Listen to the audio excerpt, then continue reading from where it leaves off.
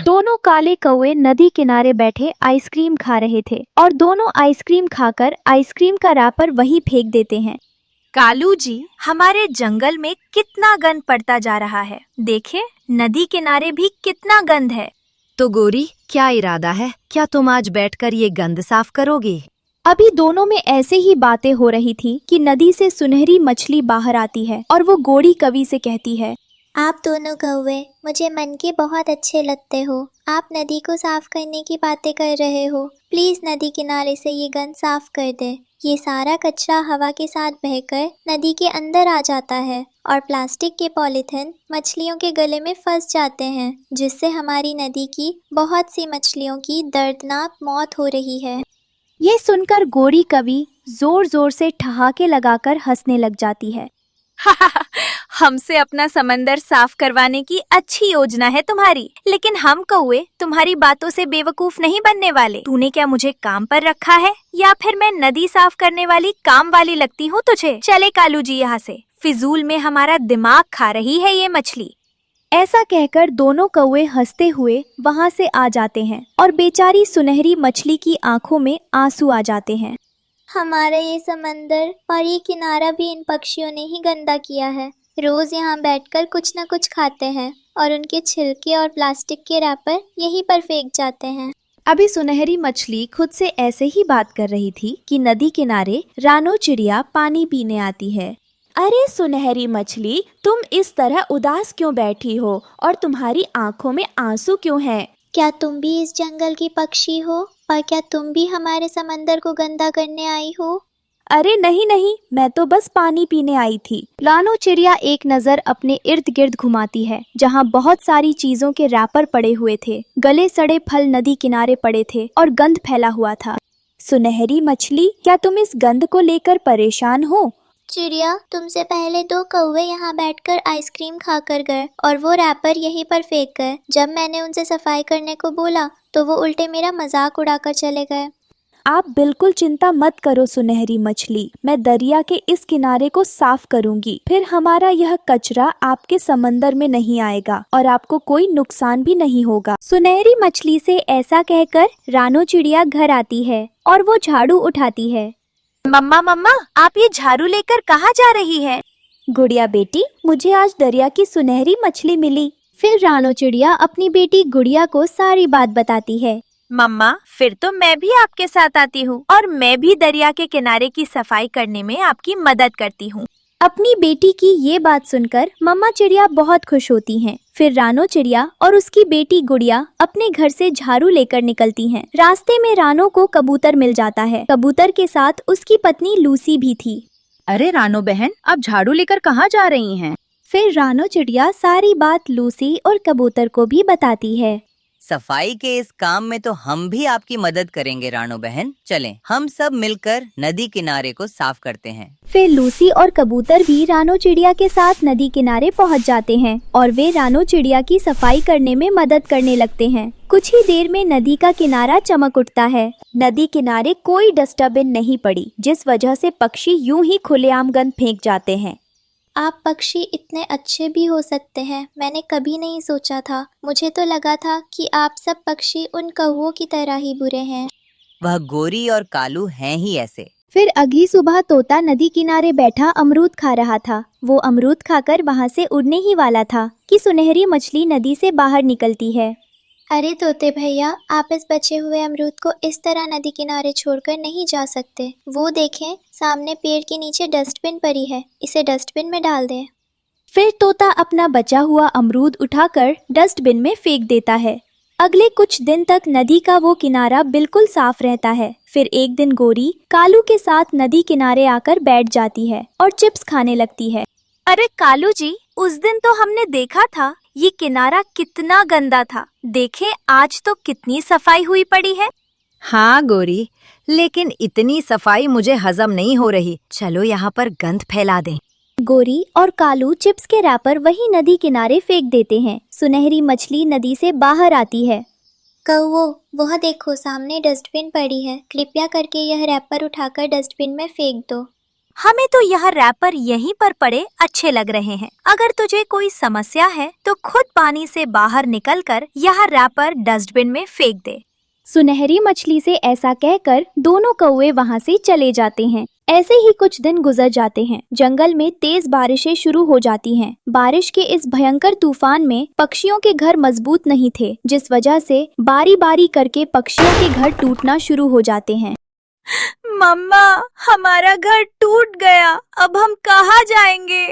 गुड़िया बेटी, सुनहरी मछली ने मुझसे कहा था कि मैं जब भी मुश्किल में होंगी तो वह मेरी मदद करेगी। चलो सुनहरी मछली के पास चलते हैं। अभी अपनी बेटी से रानो इसी तरह कह रही थी कि तोता और कबूतर भी वहाँ आ जाते हैं। रानो चिड़िया तोते और कबूतर को भी अपने साथ लेकर नदी किनारे जाती है। अभी कुछ ही समय गुजरा था कि वहाँ गोरी कवि और कालू भी आ जाते हैं। हमारा घर भी टूट गया पक्षियों, हमें भी इस बुलबुले के अंदर आने दो। लेकिन जैसे ही गोरी कवि और कालू उस बुलबुले के अंदर जाने की कोशिश करते हैं, उन्हें जोर का एक करंट लगता है। हाय, मैं मर गई, करंट लगा मुझे, बड़ी जोर का करंट लगा। सुनहरी मछली पानी से बाहर आती है।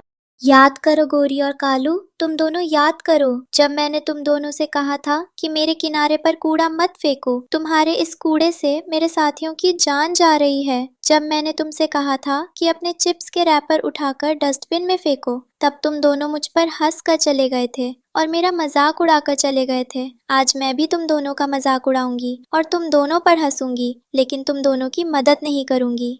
सुनहरी मछली की ये बात सुनकर दोनों कौवे जोरों से रोने लगते हैं। मेरे दोस्तों, हम इस बारिश में भीग रहे हैं। अगर हम इसी तरह भीगते रहे तो हम तो मर जाएंगे। बारिशें पता नहीं कब रुकेंगी। रानो, तोते, कबूतर, प्लीज इस सुनहरी मछली से कहो, अपनी दोस्त से कहो कि हमें भी इस बुलबुले के अंदर आने दे। सुनहरी मछली, तुम अच्छे मन की मछली हो। मैं जानती हूँ इन कौओं ने जो किया वह बहुत गलत किया, लेकिन हम तो अच्छे हैं, हमें इनकी मदद करनी चाहिए। हाँ रानो, तुमने ठीक कहा। अगर कोई बुरा है तो उसे देखकर हमें बुरा नहीं बन जाना चाहिए। ठीक है कौवो, तुम दोनों बुलबुले के अंदर जा सकते हो। फिर दोनों कौवे भी उस बड़े बुलबुले के अंदर आ जाते हैं और दोनों सुनहरी मछली का धन्यवाद करते हैं। प्यारे दोस्तों, आपको यह स्टोरी कैसी लगी कमेंट में जरूर बताएं। गुड़िया जंगल में अपनी मम्मा के साथ पेड़ की एक बड़ी टाल पर बैठी थी।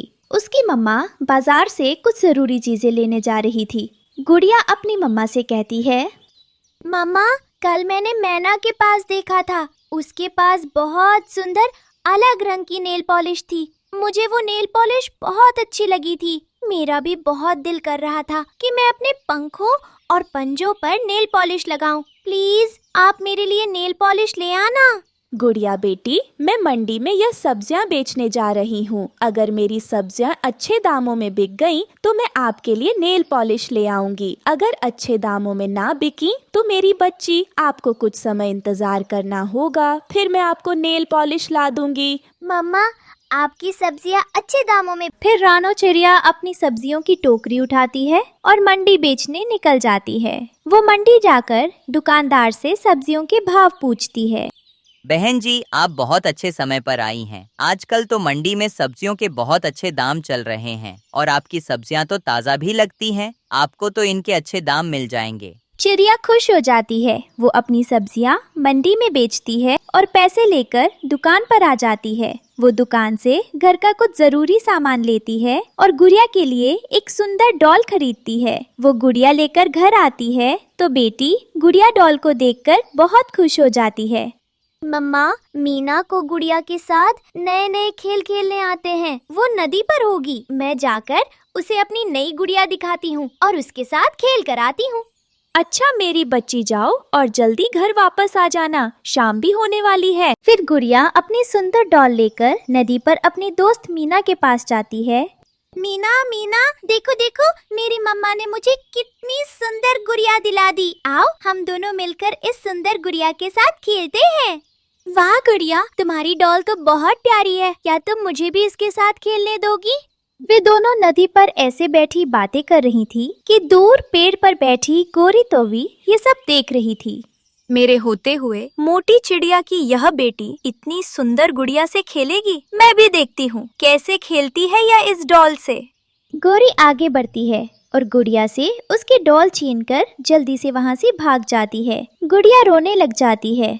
बुरी आंटी, गोरी कवि, आप बहुत बुरी आंटी हैं। मैं अभी जाकर आपका अपनी मम्मा को बताती हूँ।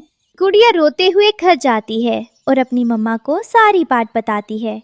गुड़िया बेटी, अभी तो शाम हो गई है। सुबह होते ही मैं गोरी के घर जाऊंगी और उससे आपकी गुड़िया वापस ले आऊंगी। इधर गोरी कौवी घर जाकर उस डॉल से खेलती है और खुशी से कभी इधर उछलती है तो कभी उधर। बस बस गोरी, तुम तो ऐसे उछल रही हो जैसे तुमने पहली बार कोई गुड़िया देखी हो। कालू, तुम यह खुशी नहीं समझोगे। गुड़िया से तो मैंने पहले भी काफी बार खेला है, लेकिन इस मोटी चिड़िया की बेटी की डॉल छीनकर खेलने का मजा ही कुछ और है। और देखो ये कितनी सुंदर है। रात हो जाती है और गोरी सो जाती है। फिर अगली सुबह रानो चिड़िया गोरी के घर आती है। गोरी बहन, कल आप मेरी बेटी गुड़िया की डॉल छीनकर भाग आई थी। प्लीज आप मुझे वह गुड़िया वापस कर दें। मेरी बेटी रो रही है। कौन सी गुड़िया? मैंने कोई गुड़िया नहीं छीनी। अपनी बेटी से कहो थोड़ा कम झूठ बोला करे। मेरी बेटी झूठ नहीं बोलती। झूठ कौन बोल रहा है मुझे अच्छे से पता है। रानो चिड़िया ऐसा कहकर वहाँ से चली जाती है।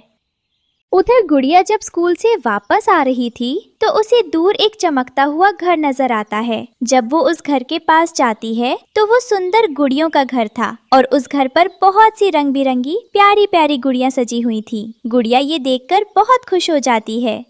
अरे ये तो गुड़ियों का घर है। इतनी सारी सुंदर डॉल। मैंने तो कभी भी अपनी जिंदगी में इतनी सारी गुड़ियां एक साथ नहीं देखी। अभी गुड़िया ये देखकर ही खुश हो रही थी कि उस गुड़ियों के घर से आवाज आती है। गुड़िया, मैं एक जादुई घर हूँ और मुझे मालूम है कि तुम्हें गुड़ियों से खेलना कितना पसंद है। तुम मेरे ऊपर से जैसी चाहो सुंदर गुड़िया ले सकती हो। हाँ प्यारे घर, मुझे सच में गुड़िया बहुत पसंद है। फिर गुड़िया उस जादुई घर के ऊपर से ढेर सारी सुंदर गुड़ियां उतारती है और उन्हें एक टोकरी में रखकर उस घर का धन्यवाद करती है। मेरे प्यारे दोस्त, मैं तुमसे रोज मिलने आया करूंगी और तुम्हारा बहुत धन्यवाद। फिर गुड़िया सुंदर डॉल से भरी वो टोकरी उठाकर अपने घर की तरफ उड़ती है। बड़े पेड़ पर बैठी गोरी जब गुड़िया के पास इतनी सारी गुड़ियों की टोकरी देखती है तो वो जलकर राख हो जाती है। इस छोटी चिड़िया के पास इतनी सारी सुंदर डॉल कहाँ से आई? मुझे पता लगाना ही पड़ेगा। फिर शाम के समय गोरी कौवी रानो चिड़िया के घर की तरफ उड़ती है और खिड़की में छुपकर रानो और उसकी बेटी की बातें सुनने लगती है। गुड़िया बेटी, मैं तब से आपसे पूछ रही हूँ, ये इतनी सारी सुंदर गुड़ियाँ कहाँ से मिली आपको? आप मुझे बता क्यों नहीं रही? मम्मा, जब मैं स्कूल से आ रही थी तो रास्ते में मुझे गुड़ियों का एक जादुई घर मिला। वो घर मुझसे बात भी कर रहा था और ये सारी डॉल मैंने उसी के ऊपर से ली हैं। अरे वाह मेरी बच्ची, तुम्हें डॉल इतनी पसंद है। मुझे नहीं मालूम था। मैं भी कल तुम्हारे साथ जाऊंगी और तुम्हारे उस दोस्त घर से मिलूंगी। गोरी रानो और उसकी बेटी की सारी बात सुन लेती है और जल्दी से उस गुड़ियों के घर की तरफ भागती है। गोरी कौवी बड़े पेड़ों से होते हुए आगे गुड़िया के स्कूल के रास्ते की तरफ जाती है तो उसे दूर गुड़ियों का वो घर चमकता हुआ दिखाई देता है। वो उस घर के पास जाती है। गुड़ियों के घर। तूने उस मोटी चिड़िया की बेटी को इतनी सारी सुंदर गुड़िया दी। मुझे भी बहुत सारी डॉल चाहिए। ओ गौरी, मैं तुम्हारा ही इंतजार कर रहा था। तुम ही हो ना जिसने गुड़िया से उसकी डॉल छीनी थी। अरे तुम्हें कैसे पता कि मैं गोरी हूँ? अभी बताता हूँ कि मुझे कैसे पता है। गुड़ियों का वो घर गोरी को पकड़ लेता है और अपने साथ उसे उल्टा लटकाकर डंडे मारने लगता है। तुम जंगल के सभी पक्षियों को परेशान करती हो गोरी। तुम कब सुधरोगी? और तो और तुम बच्चे पक्षियों को भी परेशान करती हो। माफ कर दो गुड़ियों के घर, मुझे माफ कर दो। तभी वहाँ से तोता गुजरता है। गोरी तोते को आवाज लगाती है और उससे कहती है, तोते जल्दी जाकर गुड़िया को बुला कर लेकर आ। उसे कहना कि उसका गुड़ियों का घर मुझे मार रहा है। तोता रानो चिड़िया के घर जाता है और उसे सारी बात बताता है। मम्मा चले, लगता है मेरे दोस्त ने गोरी आंटी को उनकी चोरी की सजा दी है। घर गोरी को छोड़ देता है और गोरी वहाँ से अपनी जान बचाकर भागती है। गुड़िया और उसकी मम्मा ये देखकर हंसने लग जाती हैं। गुड़ियों के घर, मुझे भी एक सुंदर डॉल दे दो, मैं अपनी पत्नी हरियाली के लिए ले जाऊंगा। हाँ हाँ मेरे दोस्त, तोते अंकल को भी अपनी एक प्यारी सी डॉल दो, ये बहुत अच्छे हैं। ऐसे वे सब आपस में बातें करने लगते हैं। प्यारे दोस्तों, आपको ये डॉल वाली कहानी कैसी लगी कमेंट में जरूर बताएं। और प्यारे दोस्तों, इस कहानी को लाइक, अपने दोस्तों के साथ शेयर और चैनल को सब्सक्राइब करना बिल्कुल मत भूलना। आपका धन्यवाद। मेरी तो किस्मत ही फूट गई जो मेरी तुझसे शादी हो गई। मेरे मामा जी ठीक कहते हैं, तू कभी मुझे कोई खुशी नहीं दे सकती। जैसे ही तू शादी करके आई मेरी माँ मर गई और अब तो हद हो गई। आखिर कब मुझे भी पिता बनने की खुशी मिलेगी। मेरे जितने भी दोस्त थे उन सब के घरों में उनके बच्चों की काय होती है। ये देखकर मेरा दिल बहुत दुखता है। गोरी को खूब खरी खोटी सुनाकर कालू घर से निकल जाता है। गोरी को भी और जोर जोर से रोने लग जाती है। अगर ऊपर वाले ने अभी तक मेरी गोद हरी नहीं की तो इसमें मेरी क्या गलती है। कालू जी को इस बात को समझना चाहिए। शाम हो जाती है। कालू कौवा बहुत गुस्से में घर आता है। गोरी कालू के सामने भोजन रखती है। कालू पंख मारकर भोजन की थाली दूर गिरा देता है। मैं समझ सकती हूँ आपका दुख, इसीलिए मैंने इस सब का एक हल निकाला है। आप अपने मामा जी से कहकर अपनी दूसरी शादी करवा लीजिए। ये सुनकर तो कालू कौवे के मन में लड्डू फूटने लग जाते हैं। अंदर ही अंदर वो यही चाहता था। वैसे मैं ऐसा पक्षी नहीं हूँ, लेकिन अगर तुम इतना कह रही हो तो ठीक है, मैं जाकर मामा जी से